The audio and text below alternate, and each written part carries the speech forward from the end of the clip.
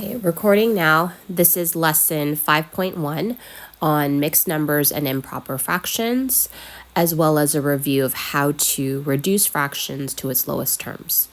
Before watching the recording, please make sure that you have a graph sheet of paper in front of you and that you've written today's date and the title 5.1 at the top of your page. Now, you may need to pause the recording now to get those items. Also, note that I've already written some things here on the page that you should have too. So you should take a moment to pause, get all those items, and write down what you see here. And then I will continue once you've caught up. Okay, so moving on. The first thing that we'll talk about is reducing fractions to lowest terms. So we're going to simplify. Now, hopefully by now, you've written down what we have here at the top. What we have here at the top is some important vocabulary that you need to remember. The top number of any fraction is called the numerator. The bottom number of any fraction is called the denominator. Again, the top number is the numerator. The bottom number is the denominator, and I'll be referring to those terms throughout the video, and you should always remember that when we're thinking about fractions too.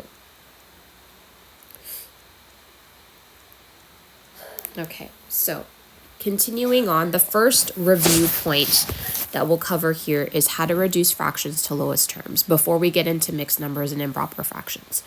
Okay, so I'm going to take that example up there, so 4/8. So a couple of things to keep in mind when you're reducing fractions to lowest terms. So please jot these down. The first thing is you're always going to access your divisibility rules. This is an example of how things always spiral and connect in math, okay? The other thing that you're going to remember is remember to access the greatest common factor. You're always going to think about what is the GCF of the numerator denominator. So what is the greatest common factor that the numerator and denominator can divide into? You're also, again, applying your divisibility rules here. So it's a good time to review these as well. If we look at 4/8, we want to get that to the lowest possible terms. And I'm thinking in my head, I know 4 and 8 are both divisible by 2 because they both are even numbers. So what I do is I just show that the numerator is divided by 2 and the denominator is divided by 2. My result is going to be 4 divided by 2 is 2. And then 8 divided by 2 is 4. Now, I use this as an example because sometimes you can't get the GCF right away. I noticed that 2 and 4 they still can divide evenly by 2 because they are both divisible by 2 because they are both even numbers. Okay, now, a lot of you I know can jump to the first step already where you can go 4/8 can reduce to 1/2, but I'm breaking this down so that I know that 1/2 is the lowest 4/8 can go, okay?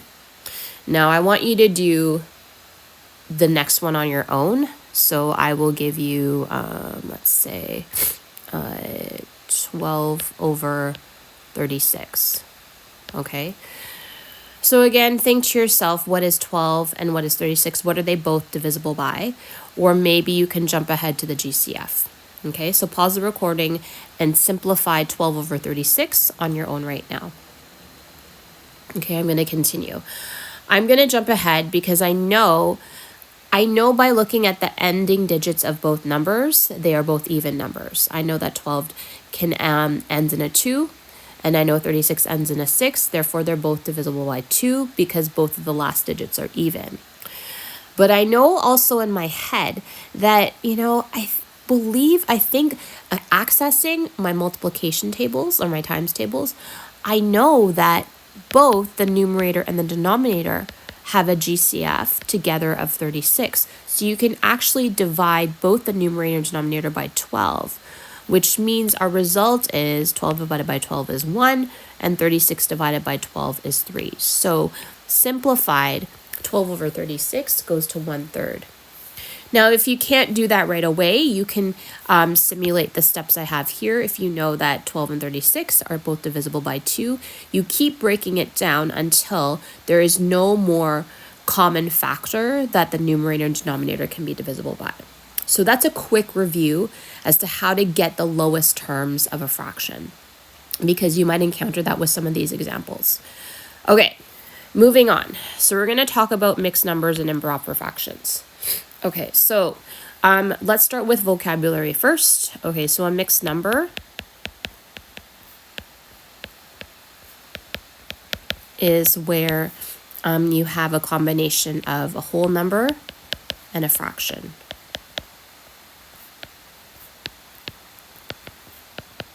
And a fraction. Again, a mixed number is where you have a combination of a whole number and a fraction. So make sure you jot down that definition.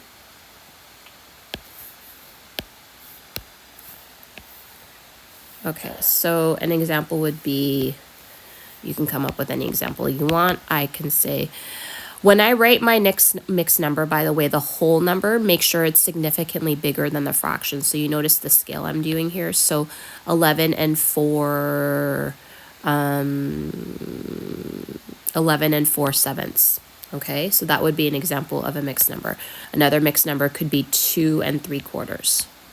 Notice again, the whole number part is bigger, written significantly bigger than the fraction part of the mixed number. Okay, now we have improper fractions.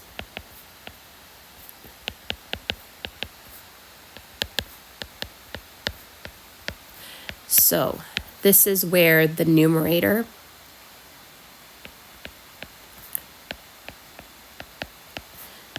is bigger than the denominator. So notice I'm throwing in the vocabulary here.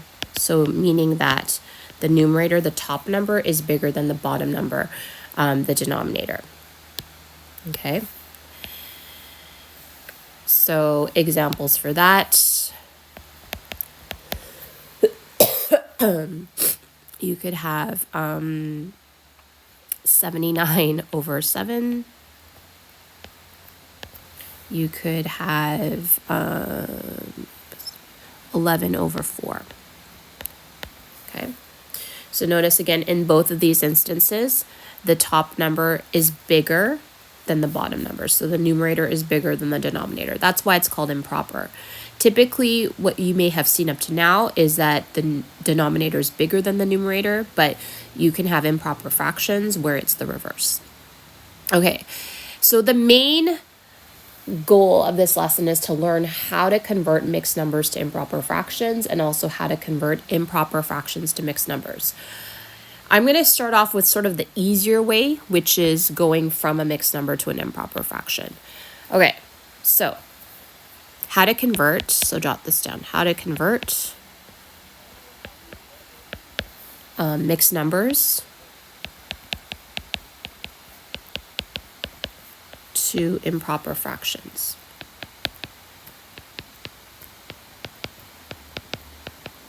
So again, I'm just going to do this straightforward numerically, and I'm not going to use manipulatives here, but in a later lesson we may go back to manipulatives just so you understand the process.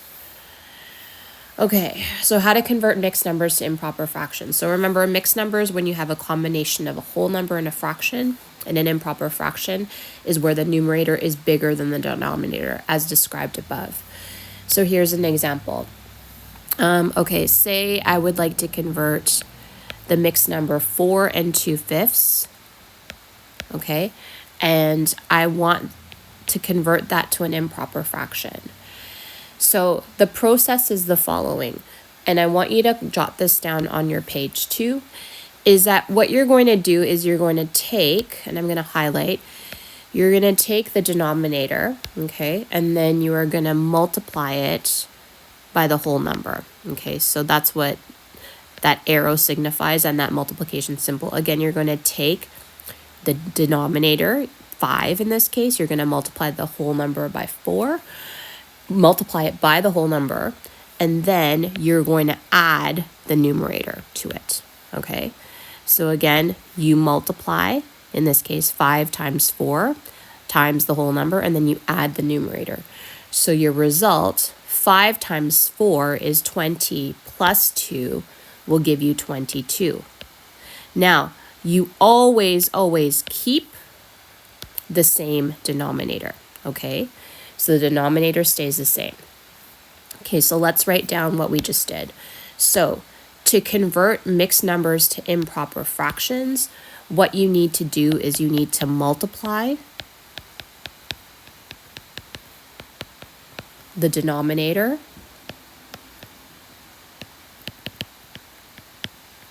by the whole number,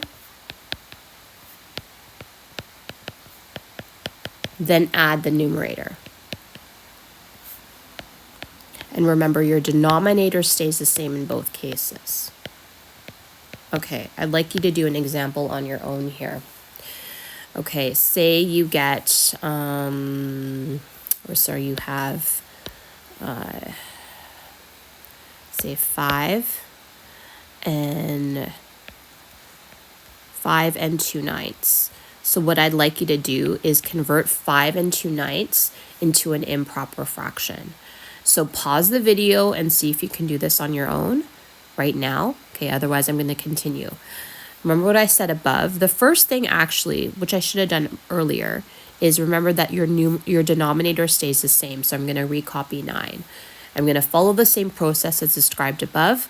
I'm going to multiply the numerator by the whole number. The denominator by the whole number. So 9 times 5, which is 45. And then I'm going to add 2 to my answer. So 9 times 5 is 45 plus 2, which gives me 47. So my result is 47 over 9, okay? Okay, so that's the process of converting mixed numbers to improper fractions. All right, now let's move on to B. Part B is how to convert the other way, which is a little bit trickier, but you are going to access your skills of long division here. How to convert improper fractions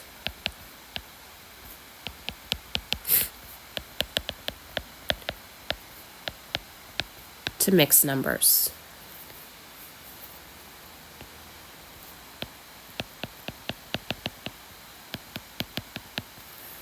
Okay, so jot that down. Again, how to convert improper fractions to mixed numbers. Okay, so it's best to describe this or explain the process using an example. Say I had the improper fraction of 17 over 2. So remember, an improper fraction is where the numerator is bigger than the denominator. So what I'm going to do is I'm going to access my skills of division, right? So what I'm going to think to myself is, okay, so I'm going to get the biggest whole number here. So I'm thinking 17 divided by 2. What will give me the biggest whole number without going over? So kind of you're accessing your skills of division here. So I know the closest whole number I can get to is 8. Because I know that 8 times 2 will give me 16. Okay, so whatever the remainder is becomes the numerator of the fraction. Like in the process described above from mixed numbers to improper fractions, you are going to keep the same denominator. So in this case, it's 2, right? So remember, and I should have said that first, the denominator always stays the same, okay? Now, if 8 times 2 is 16, how much more do we need to get to 17? So how much more do we have to add to get to 17? We know we have to add 1 to get to 17. Now, the great thing about this is that you can check your work to see if you're correct by doing the reverse process. How do I know I'm right? Well, I know that if I multiply the denominator by the whole number, and if I add the numerator, I should get 17. So 8 times 2 is 16 plus 1, which is 17 over 2, so I know I'm correct. I'll do another example with you before you can do one on your own, but if you want to pause the recording and figure out the next example on your own, go ahead and do so. The next one will be 100 over 9. So again, if you want to try this on your own, you can. If you want to do this one with me, go ahead and I will walk you through it. So again, I'm thinking to myself, what is the closest whole number? So if I did 100 divided by 9 in my head, what is the closest I can get to 100 without going over? So how many times can I multiply 9 by to get to 100? Again, I'm accessing my multiplication tables. I know that the closest I can get is probably 99, which means 9 times 11 will give me 99, which is pretty close to 100. So 11 will be my whole number. Now remember that again, we keep the same denominator, right? The same denominator in each case is going to be 9. And then so I know 9 times 11 will give me 99. So my remainder is 1. And that becomes the numerator of the fraction. How can I check that I'm right? Again, I multiply 9 times 11, which is 99, plus 1, which will give me 100. So therefore I'm correct. We should summarize this process too before I give you one more example to try on your own.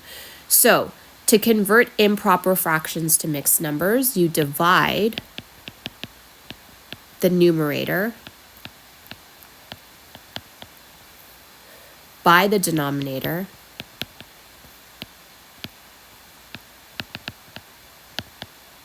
then the remainder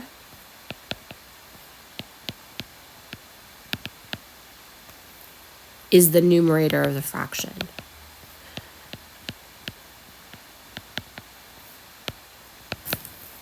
Now, be careful to make sure in all of your cases that fraction part of the mixed number is a proper fraction. Some mistakes that have been made in the past where you end up with an improper fraction in the mixed number. So just make sure that in your mixed number, your numerator is smaller than the denominator. And again, there's a process where you can check it. Okay. Let's do one more example where actually you can do this on your own. Okay, this time let's do 10 over 6. Or you do 10 over 6 and you figure out, okay, how do I get that to a mixed number? So again, pause the recording and try to do this on your own. Okay, I'm going to continue. So I know, again, how I should set it up is, I know that the denominator is going to be the same. Okay, so I know it's going to be something over 6. So I'm thinking 10 divided by 6, approximately how many times? How many times can I multiply 6 to get to 10 without going over? The closest I know is probably only going to be 1, okay, because 1 times 6 is 6. My remainder, how many times do I have to add to get to 10, is going to be 4. Okay, I'm going to check my work. So I know that 1 times 6 is 6. Okay, plus 4, which will give me 1 and 4, 6. Now, here's another thing that I want to connect to what we started off with at the beginning of this lesson. We were talking about lowest terms and reducing fractions to lowest terms and simplifying it. So you could get a question where, okay, reduce your final answer to lowest terms or simplify it. Because I know that when looking at this, for the numerator 4 and the denominator 6, they can be divided further because they are both divisible by 2 at least, right? So to reduce this to lowest terms, I know I'm going to keep the whole still because the whole number stays the same. Now, I look at this and I go, okay, I know because of my divisibility rules that both 4 and 6 are divisible by 2, and that is also the GCF of 4 and 6. 4 divided by 2 is 2, and 6 divided by 2 is 3. So, therefore, this is the fraction 1 and 2/3 reduced to lowest terms. Okay, so just keep that in mind too. So we got 10 over 6 first. We know that we're thinking in our head, how many times can 10 divided by 6 in our head, approximately how many times can we multiply 6 to get to 10 without going over? We know it's once, so the whole number is 1, okay? The remainder is 4, which becomes the numerator of our fraction, so we have 1 and 4, 6. We did our check, we know we're correct. But the question can further ask you, please simplify the fraction to lowest terms, so that's how you get 1 and 2/3. Okay. And that is it for 5.1 mixed numbers and improper fractions, as well as a review on how to reduce fractions to lowest terms.